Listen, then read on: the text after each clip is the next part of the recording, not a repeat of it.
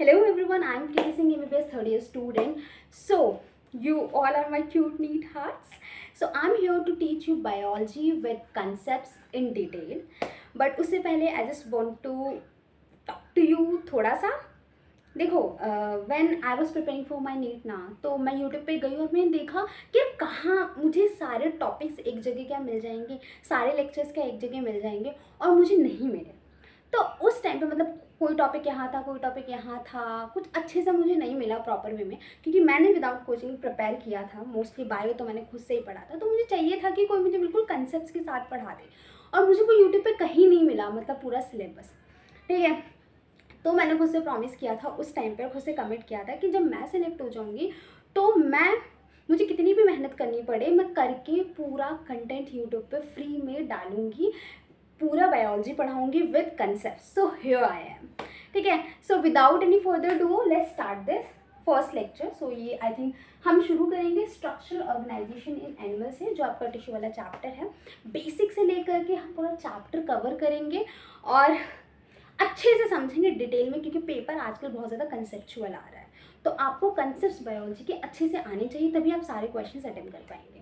So let's start this. Okay okay, देखो structural organisation in animal, हमारी body कैसे बनी हुई है वो सब हम इसके अंदर बेसिकली पढ़ेंगे. तो हमने एनिमल किंगडम में पढ़ा था कि भैया दो तरह की सेल्स होती है, एक यूनिसेलुलर और एक मल्टीसेलुलर. यूनिसेलुलर का क्या मतलब है, सिर्फ एक सिंगल सेल.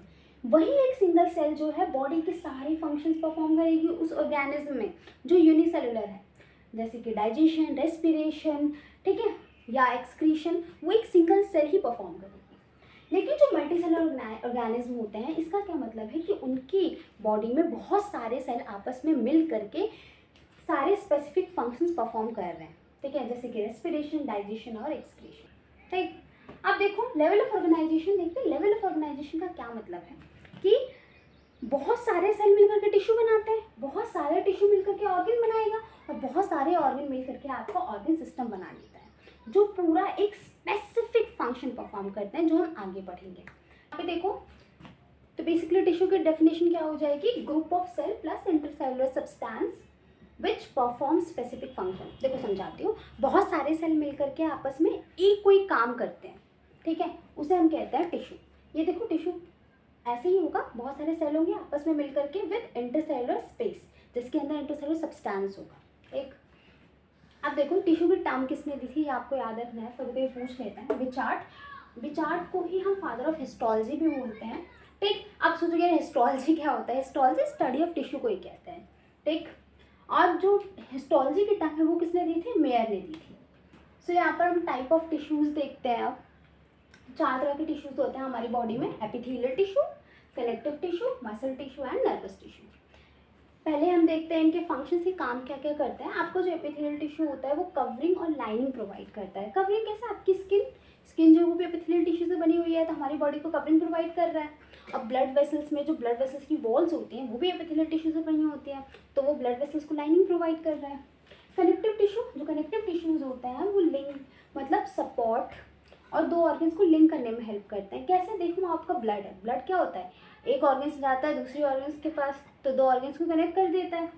ठीक, आपके बोन्स हो गए, कार्टिलेज हो गए, लिम्फ, ब्लड, ये सब क्या करते हैं, लिंकिंग कर रहे हैं, है ना. आपके बोन से जो है मसल अटैच होती हैं. ठीक, लिम्फ भी एक सब्सटेंस को यहाँ से दूसरी जगह लेके जा रहा है, दूसरी ऑर्गन्स तक. ठीक, अब मसल्स देखते हैं. मसल क्या करता है, कंट्रैक्शन और रिलैक्सेशन में हेल्प करता है. ठीक, जो मसल टिश्यू की वजह से तो आपकी मसल कंट्रैक्ट और रिलैक्स कर पाती है. ठीक, नर्वस टिश्यू, आपका जो नर्वस सिस्टम है वो आपके नर्वस टिश्यू से बना हुआ है, वो कंट्रोल एंड कोऑर्डिनेशन में हेल्प करता है. मतलब आप कोई भी काम कर पाते हैं. ठीक है, आपका ब्रेन कंट्रोल करता है सभी ऑर्गन्स को, तभी वो कोऑर्डिनेटेड वे में कोई काम कर पाते हैं. तो वो सब आपके नर्वस टिश्यू की वजह से हो रहा है. ठीक, अब यहाँ पे हम देखते हैं ओरिजिन. ओरिजिन पूछा जाता है कुछ कुछ ऑर्गन्स का. तो जो आपके एपिथेलियल टिश्यू होता है वो तीनों जर्म लेयर से ओरिजिनेटेड होता है, एक्टोडर्म, मेसोडर्म और एंडोडर्म. आपके जो कलेक्टिव टिश्यू होता है, जो मसल टिश्यू होता है, वो सिर्फ मेसोडर्मली ओरिजिनेटेड होता है, और आपका जो नर्वस टिश्यू होता है वो एक्टोडर्मली ओरिजिनेट होता है. ठीक, अब एग्जांपल्स देख लेते हैं. वैसे तो मैंने ऑलरेडी बता दिया, पर एक बार और देख लेते हैं. एपिथेलियल टिश्यू का एग्जांपल स्किन और म्यूकस मेम्ब्रेन. कनेक्टिव टिश्यू में बोन, कार्टिलेज, लिम्फ और ब्लड. ठीक, ये सारे आपके कनेक्टिव टिश्यू के अंदर आते हैं. मसल में आपका जो दिल है, जो हमारा हार्ट है, जो कार्डियक मसल है, वो मसल टिश्यू से ही तो बना हुआ है ना। और जो आपका नर्वस टिश्यू है उसका एग्जाम्पल है न्यूरॉन। ठीक, न्यूरॉन भी एक तरह का नर्वस टिश्यू है।